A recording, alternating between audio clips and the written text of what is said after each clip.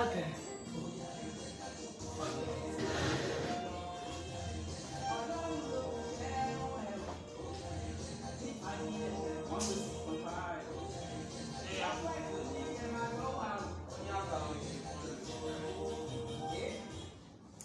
Mo ní mo tún dé lónìí gẹ́gẹ́ bí alóore ìtùnú láti sọ fún gbogbo ẹ̀dá tó ń fẹ́ láti jẹ àjẹyó àti láti jẹ àjẹṣẹ́kù nílé ayé kan ṣoṣo tá a jọ wá yìí tí kálukú ń dùn ún láti rí oúnjẹ òòjọ́ jẹ.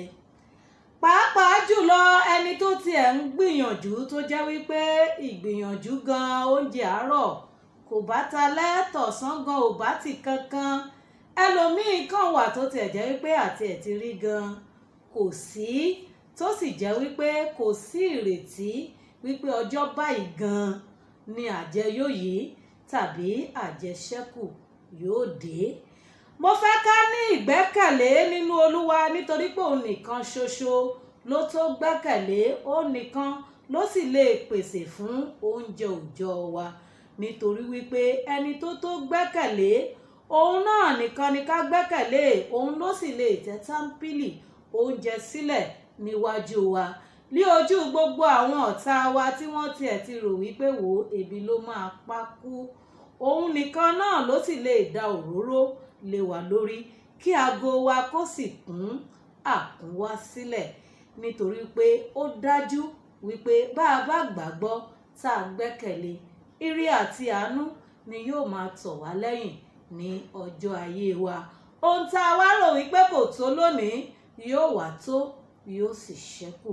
Mo kí gbogbo ẹ̀yin olólùfẹ́ mi níbikíbi tẹ́ wà tẹ́ ti ń gbọ́ mi lórí ètò yìí Ipa Rere lórí Fàájì 106.5 FM ní ti alẹ́ yìí wípé a máa kú ìsinmi òní, a tún kú bí ojú ọjọ́ ṣe rí abẹ́ẹ̀rí, a ti gun àkàsọ̀ kejì, a tún ti ń gùn lọ báyìí ká tó dijú ká tó lajú a tún bọ́ sí àkàsọ̀ kẹta. Mo wá gbà á ládùúrà wípé okùn títa yóò bọ́ sí ọ̀dọ̀ wa nínú ọdún yìí, nínú oṣù yìí a ó kó àkópọ̀ ohun rere, a ó sì ní ohun rere. Àrọ́wọ́tó yín náà ni mo wà, Ọdún Akins, Mama Shekinah, highly favoured vessel.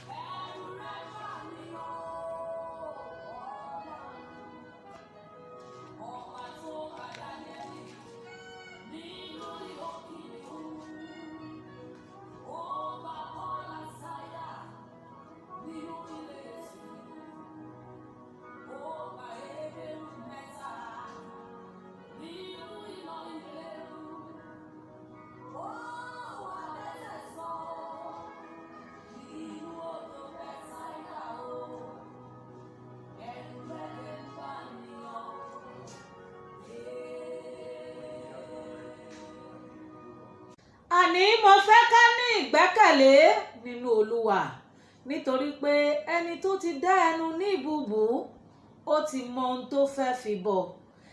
Adániwáyé tó dá wa, tó dá ẹ lọ́kùnrin, tó dá èmi lóbìnrin láti máa ṣe èyí tí mò ń ṣe lọ́wọ́lọ́wọ́ níbikíbi tẹ́ ń gbọ́ mi yìí. Òun náà ló gbé mi kalẹ̀ gẹ́gẹ́ bí alóore ìtùnú láti máa sọ fún ẹ wípé má ì tí ì rò wípé ó tán nítorí pé tí ò bá ì tí ì tán kò lè tán. Òun nìkan ló mọ̀nà tó lè gbégbà, òun nìkan ló mọ bó ṣe lè ṣe é. Àbó o lè sọ fún mi wípé ó yé ẹ, o mọ bọ́lọ́run ṣe ṣe tó fi dá ẹ lóbìnrin, o mọ bọ́lọ́run ṣe ṣe tó fi dá ẹ lọ́kùnrin. Rárá o, ẹ jẹ́ ká gbàgbọ́, nítorí pé tó bá dé lónìí láàárín ìṣẹ́jú kan, ayé á bẹ̀rẹ̀ sí ní béèrè wípé báwo ló ṣe ṣe, ọ̀nà wo ló gbégbà.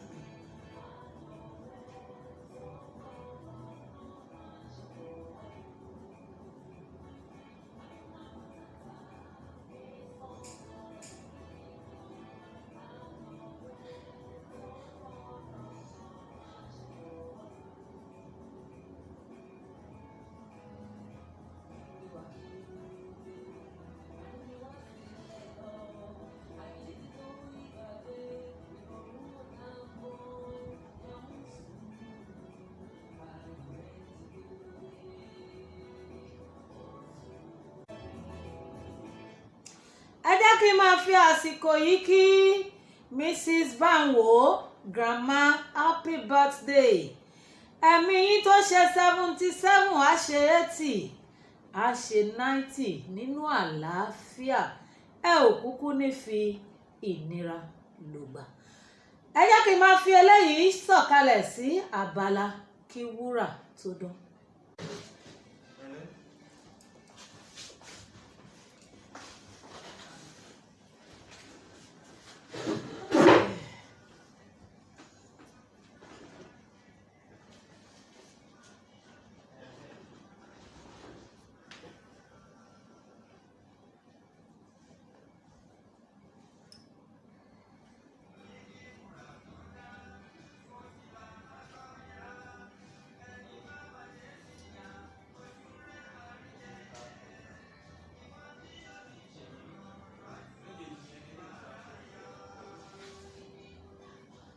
After the chorus.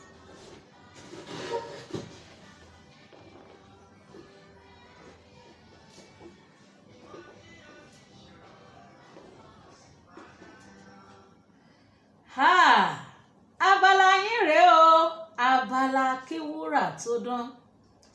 Kí wúrà tó dán, ó mà ti la iná kọjá. Èmi sì máa ń tẹnu mọ́ wípé tó bá jẹ́ pé a tiẹ̀ lè gba wúrà láàyè, kí wúrà wá sọ kí lohun tójú ẹ̀ rí tá a fi ń pè ní wúrà. Mo ní àlejò pàtàkì lórí ètò yìí pẹ̀lú mi ní abala kí wúrà tó dán ní ti òní. A very humble man of God. Ẹni kí n dárúkọ wọn, ẹ jẹ́ káwọn fúnra wọn dárúkọ ara wọn.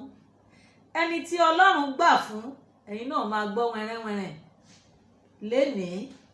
Ọlọ́run gbà fún wọn, ó gbé wọn kúrò ní ilẹ̀, ó ti mú wọn jókòó pẹ̀lú ọmọ aládé. Àwọn náà ń fò lókè, wọn ò rákòrò mọ́ o. Wọ́n ti crawl nígbà kan, wọ́n ti dìde dúró, wọ́n ti ń fò lókè. International man ni wọ́n, America base ni wọ́n. Daddy, mo fẹ́ mọ̀ bóyá àwọn èèyàn máa dá ohùn yẹn mọ̀. Mi ì fẹ́ kó jẹ́ èmi ni màá kọ́kọ́ dá orúkọ yẹn. Mo mọ̀ pé àwọn kan ń tẹ̀lé mi bí mo ṣe ń sọ yìí nígbà tí mo sọ pé international man ni wọ́n. Wọ́n wò pé ta ló lè jẹ́ o, America base ni wọ́n. Ṣùgbọ́n ẹ dárúkọ yẹn náà, ẹ bá mi kí wọn kí n mọ̀ bóyá wọ́n máa tètè mọ̀. Mo kí gbogbo ẹ̀yin tẹ́ ń gbọ́ wa nílé o pé ẹ kú àṣálẹ́ o. Orúkọ tèmi ni Kingsley Ogunde. Mo ní pásítọ̀, wọ́n ní kí n má fi pásítọ̀ sí. Mo fi evangelist sí, wọ́n ní kí n má fi evangelist sí. Mo fi doctor sí, wọ́n ní kí n má fi doctor sí. Àbẹ́ẹ̀rí wípé Ọlọ́run ti gbà fún wọn ní tòótọ́. Ẹni tá à ń wí náà ni wọ́n ti dárúkọ wọn fún yín, the one and only international Kingsley Ogunde. Ẹ bá mi gbóhùn yín sókè, orin tẹ kọ́kọ́ máa ń kọ nígbà yẹn kẹ́ tó travel yẹn, ẹ kàn kọ chorus kan, a máa lọ gbọ́ nínú fọ́nrán orin wa. Èwo nù wọn oríṣiríṣi. Anyone, just pick one. Yeah. Alábàárò. Hey. Alábàárò. Ta ni ó ṣe alábàárò fún mi? Alábàárò. Ṣé ti gbọ́, ta ni yóò ṣe alábàárò fún wa nígbà tá a bá ń dùn ún, tá à ń forí rọ, tí ìyá gan sọ pé wo ọmọ tó mówó wálé ni bàbá àti ìyá mọ̀ o, tọ́rẹ̀ gan wò pé wo èmi nìkan ni mo eléyìí tí mo ṣe wàhálà lórí ẹ̀tì tó lọ wábì kan jókòó sí. Ó dà pé tíṣe orin yìí ò bá pé ẹ, bóyá wàá lọ wá nǹkan míì ṣe, àbí iṣẹ́ tó ń ṣe yìí tí ò bá pé ẹ, wàá lọ wá nǹkan míì ṣe. Mo rántí nígbà kan táwọn èèyàn kan sọ fún mi gbà, àǹtí ó dà pé bóyá kẹ́ máa bọ̀ l'Ákúrẹ́, bóyá tèkó yẹn ò bá pè kẹ́ máa bọ̀ l'Ondo State. Dayọ̀ bá mi gbé sókè.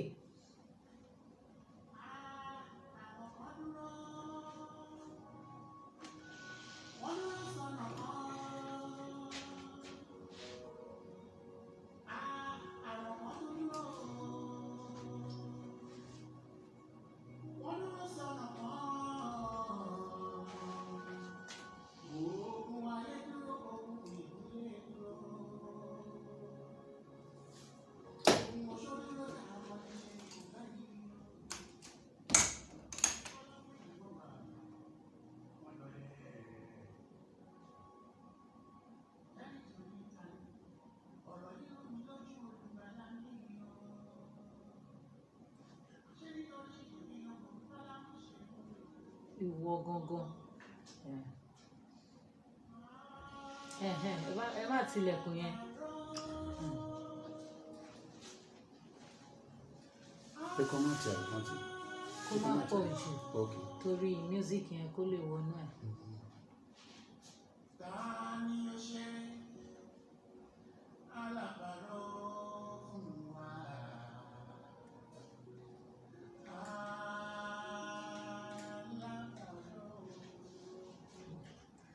Ta ni ó ṣe alábàárò fún wa? Mo ní ta ni ó ṣe alábàárò Fẹ́mi Ọdúnekins? Alábàárò. A dúpẹ́ lọ́wọ́ Ọlọ́run nítorí wípé Ọlọ́run tó ṣe é gbẹ́kẹ̀lé, tó ṣe é sinmi lé, ó mà ti ṣe alábàárò fún bàbá wa Kingsley Ogunde. Bẹ́ẹ̀ ni wọ́n ti di America base, wọ́n tiẹ̀ l'Amẹ́ríkà dùn. Mo ti ní tán bá ti ń lọ kán dì mí mẹ́rù kájọ máa lọ, àbí ìyà Nàìjíríà yìí ṣé kò pọ̀ tó? Ó ti pọ̀ tó, àkókò ní fìyà lògbà. Àmín Jésù. Ẹ̀sà láyé alálùmọ́lẹ̀ ní ìbẹ̀rẹ̀ pẹ̀pẹ̀, nígbà tẹ́ ẹ kọrin alábàárò yìí, ṣó ní first album yín àbò ní second àbò ní third? Òun kọ́ ọ ní album kẹrin nìyẹn. Album kẹrin. Kó tó di wípé alábàárò dìde nítòótọ́ pé ọmọ eléyìí tó sunkún tó pé èmi alábàárò yìí ti tó wo èmi rèé lọ́dọ̀ rẹ. Báwo ló ṣe rí sà? Wà ṣe mọ̀ pé ọ̀pọ̀lọpọ̀ orin tá à ń kọ yìí náà inú ìrírí láti máa ń kọ wọ́n. Bẹ́ẹ̀ni. Àkókò yẹn nǹkan ò fi bẹ́ẹ̀ dán mọ́rán. Èmi náà mọ̀. Ni mo ṣe képe alábàárò. Nítòótọ́ nǹkan ò dán mọ́rán tó pé mo rántí ìgbà kan rí jẹ́ pé mo kọrin dé, mo ti bí orin dé, mo wà nílé ẹjọ́ kan àlọ́ ra jẹnẹrétọ̀ nípa dẹ̀ mú náà lọ. Ẹni tó ṣe ti bí orin dé tí mo dẹ̀ àwọ̀ pé ọlọ́run orun tó ń mú mi mo lè fẹ́ sẹ́mi. Ẹ̀wọ̀n máa ń bọ́ sí kọ̀rọ̀ lé mi, mo dẹ̀ sún ẹkún, mo ló wárú ayé kó tẹ̀lé lé ìpapò tẹ̀ ti sún mi. Ìyàwó mi ò mọ ọmọ mi ò sọ ọkún kan gbé yẹn. Mi wà náà bóyá ọlọ́run wá rí o, tọ́lọ́run wá fi gbọ́ àdúrà mi torí pé mo wò pé irú ìyàwó tẹ̀lé lé náà mo dẹ̀ gbé kò bí gbà yẹn. so mo sọkún kíkorò nínú living room mi lè kọjú sókè irú ayé ò lélẹ̀ Ọlọ́run so bàtà wọn tẹ̀ máa ọdún wo nìyẹn sà? àwọn nǹkan bíi 1980 no 1993 1992 93 yẹn so àsìkò ìgbà mo ti ṣàwó bíi méjì pápá bóyá kẹta gan ṣùgbọ́n wọ́n ṣe mọ̀ orúkọ tó dàbí pálágbárò gan ò gbọ́ kókó tiẹ̀ ṣe ayé ìgbà tẹ́ pé a ṣe máa wojú pé báwo bá pè wá lọkùnrin bòmí gan wọn á kàn fún wa lówó táṣẹ́rẹ́ kan ẹlòmíràn tún bẹ̀ wá pé ìjọ kò sówó ńlẹ̀ lẹ́yìn tá a ti lọ sọ́jí láti ká àwọn ọlọ́mọ lẹ́yìn tá a bá lọ tá a bá bọ̀ náà so but orúkọ wà díẹ̀ ẹgbẹ́ ẹ̀rọ kò sówó fún wa dúpẹ́ lọ́wọ́ náà lé mi pé ìbẹ̀rẹ̀ kì í ṣe oníṣẹ́ o wọn bá bí tá a gbé délé orí ọ̀fẹ́ lọ́run ló gbé adébútà dé lónìí. ó dà nígbà tí báwo ni breakthrough yẹn ṣe wá wáyé gan tẹ̀ fi wá di international Kingsley Ogunde.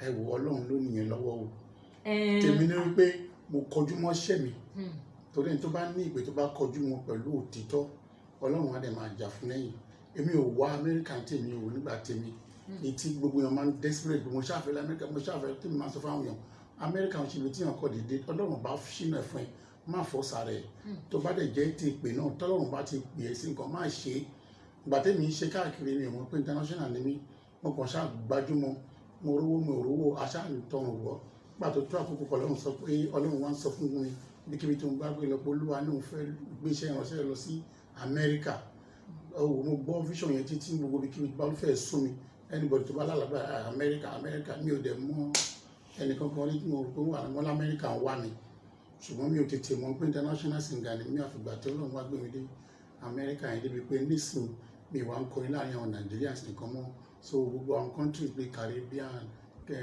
Jamaica Canada ní Europe ní o káàkiri àwọn tí ò tẹ̀ gbọ́ English láàrin àwọn Kokoye àtàwọn Asian mi ò mọ bọ́lọ́run ṣe ṣé o bá ní mo parọ́ fúnra mi ni o bí Ọlọ́run ṣe gbé mi débẹ̀ nìyẹn o lórí sọ mí di international music sensation ilẹ̀ tó ń gba oríṣiríṣi award lọ́hùn so tí bá ní mo ń bọ̀ ní Nàìjíríà gan àwọn kan máa sọ pé ìjọ máa pẹ́ o tètè padà o ṣùgbọ́n ìlú ẹni dẹ̀ ní ìlú ẹni so ṣùgbọ́n ní ìsinmi rẹ̀ ti bẹ̀rẹ̀ sí ń wálé dáadáa báyìí.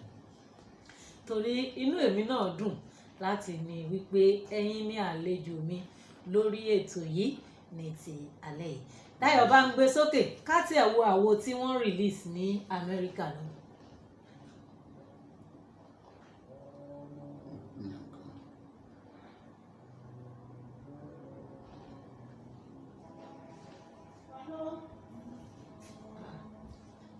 ìkejì tí mo ní kó fún wọn kọ́. track number 1 kí ló kó báyìí.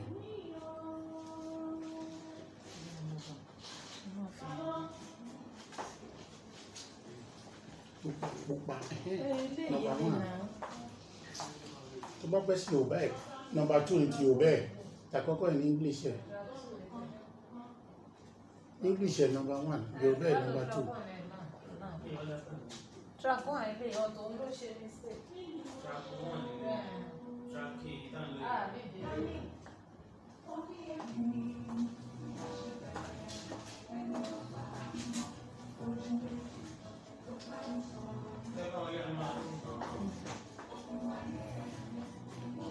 sọ̀rọ̀ pọ̀ tàbí ní Nàìjíríà ní Amẹ́ríkà ni. Nígbà tí ẹ dé ìlú aláwọ̀ funfun ẹ ti struggle ẹ ti jìyà nílùú bàbá yín Ọlọ́run wá ṣí ọ̀nà mo mọ̀ pé ṣe ń padà bọ̀ lórí ètò yìí torí pé àwọn kọ́nà tẹ́ ń gbà tẹ́ ń fẹsẹ̀ rìn láyé ìgbà yẹn mo sì fẹ́ kẹ́ ẹ mẹ́nu bà àmọ́ àkókò wa kò pọ̀ púpọ̀ nígbà tẹ́ wá dé ilẹ̀ aláwọ̀ funfun tí kò sí ìyá kò sí bàbá lọ́hùn ṣùgbọ́n alábàárò tó gbé yín débẹ̀ náà kò dẹ̀ fi yín sílẹ̀ báwo ló ṣe rọrùn sí lọ́hùn. ẹni tó fi rọrùn ni pé nítọ́lọ́run bá ti parí ni ìgbà tí máa dánwò èmi náà mọ̀ pé àwọn kan tí ẹ̀wà tó ti ń gbọ́ Kingsley Ogunde ní Nàìjíríà tẹ́lẹ̀ táwọn náà ti ń gbé ọ̀hún so ibẹ̀ la kọ́kọ́ fi ṣàtẹ̀gùn bí àwọn church àti kọrin bí ẹ̀wọ̀n bàbá tó lórúkọ bí àwọn Àgbàlá Ìtura bí àwọn CAC bí àwọn Redeem tá a ti ń kọrin bí tẹ́lẹ̀ wọn pàdé irú wọn lọ́hùn so àwọn wọn tẹ́wọ́ gbẹ̀ wá ìyẹn náà fi ṣàtẹ̀gùn díẹ̀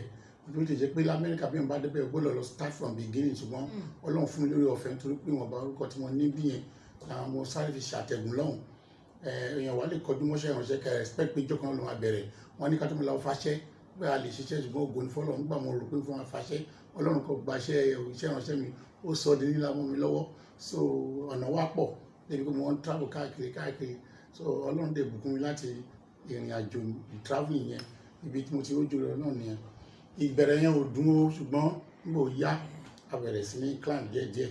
ṣé ń gbọ́ ìyẹn ni kí wúrà tó dán o ìbẹ̀rẹ̀ yẹn lamẹ́ríkà kí lẹ pé. kò dùn ó.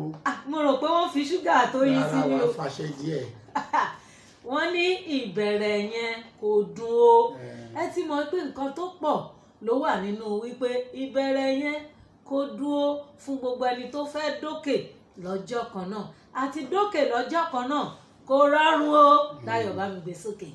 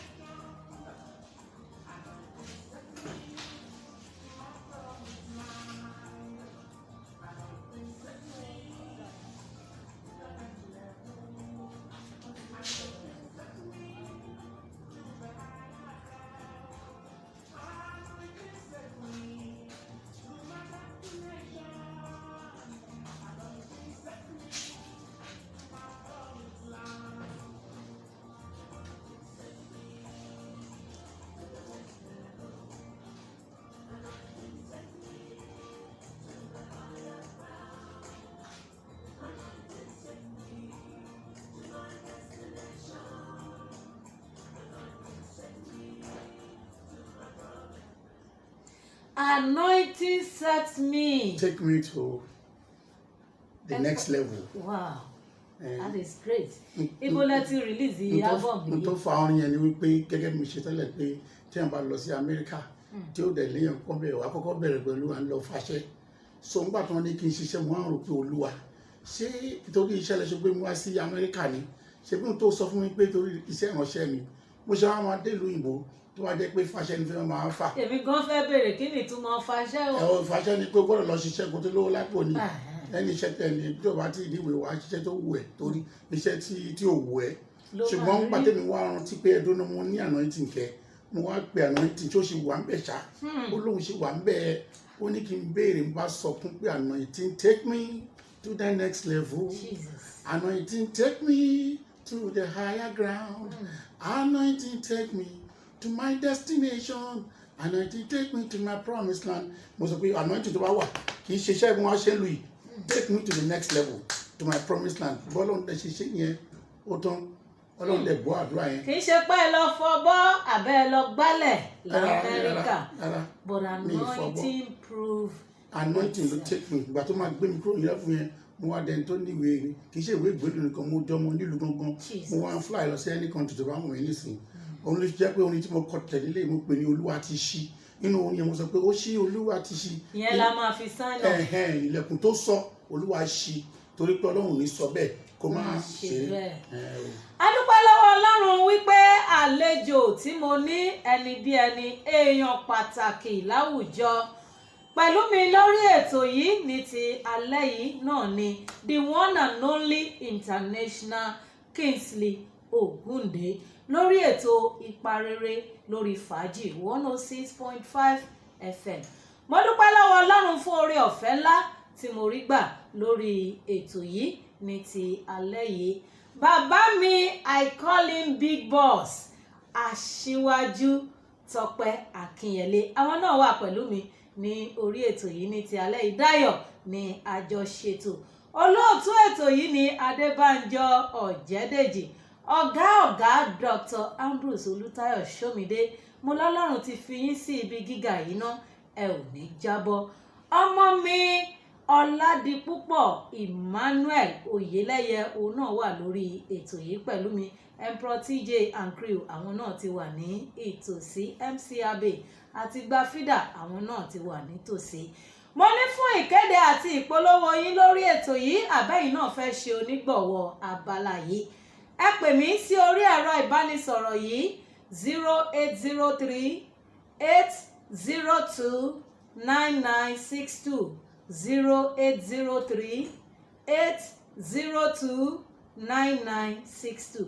Títí di ọjọ́ mẹ́jọ tá ó tún máa pàdé, àrọ́wọ́tó yín náà ni mo wà, Ọdún Akins, Mama Shekina, highly favored vessel.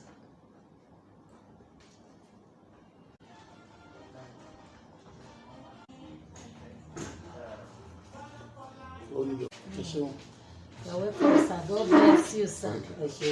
Thank you for having me. Hello, sir. Hello.